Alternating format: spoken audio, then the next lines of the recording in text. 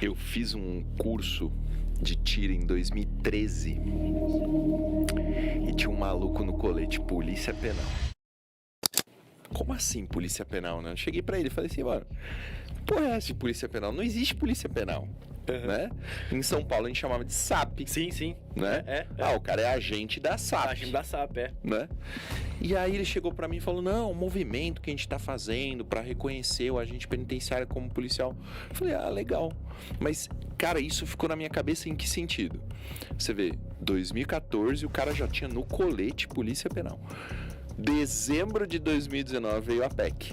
Então eu falei, pô, o maluco ficou 5 anos com o negócio lá, meu irmão, brigando.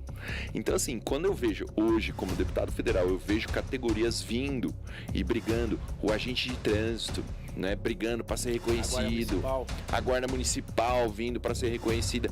Quando eu vejo isso, eu falo assim, meu irmão,